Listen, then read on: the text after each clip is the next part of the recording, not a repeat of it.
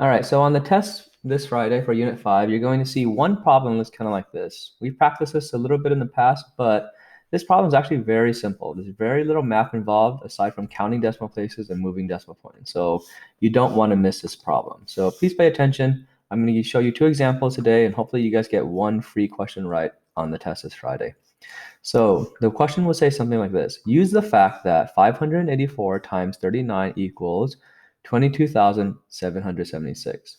Now, this problem is weird because it gives you the product. It's telling you right now that 584 times 39 is going to give you 22,776. Isn't that nice? You don't have to do any of that math yourself. I think that's pretty awesome.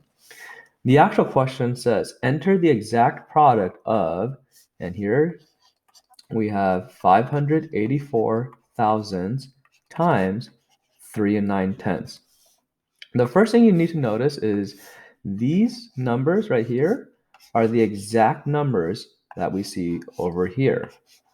So we know our product is going to have these numbers at the very least. It's going to have 22776. And I got that information from right there. Now, the only thing that you have to do is count decimal places. So we've been practicing that for a couple of weeks now. You should be really good. I see 1 right here, 2, 3, and 4 for a total of 4 decimal places. Pretend that says decimal places. So now in my product over here, I also need to have 4 decimal places. So decimal point begins at the very end. I'm going to count to the left 4 times. So 1, 2, 3, and 4. And here is where your decimal point is. So the actual product is going to be 2 and 2,776 10,000ths, or 2.2776. Let's try another example. We have the same exact setup. The wording's the same. So use the fact that 25 times 3,459 is equal to 86,475. Enter the exact product of, okay, and here we have 25 thousandths times 3,459 10,000ths. So first thing we're going to do, we are going to count decimal places. So I see 1, and yes, we are going to count the 0 because it comes after the decimal point.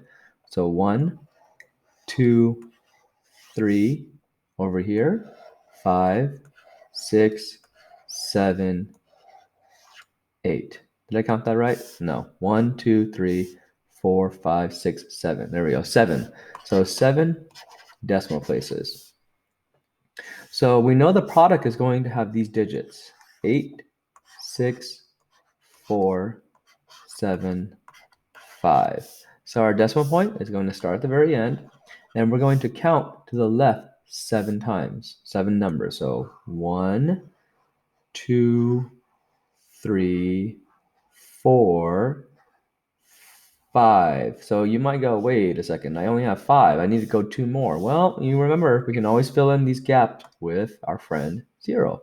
So I'm going to put a 0 right here and another 0 right there. So I'm going to continue my counting, that 1, 2, 3, 4, 5, 6, and 7 right there. And you're going to put a 0 in the front because that's how we traditionally write decimals in our country. So let's count. Let's make sure I have 7 decimal places. 1, 2, 3, 4, 5, 6, 7. 1, 2, 3, 4, 5, 6, 7. So this right here is your final product. I'm not even going to try to read this number. So good luck.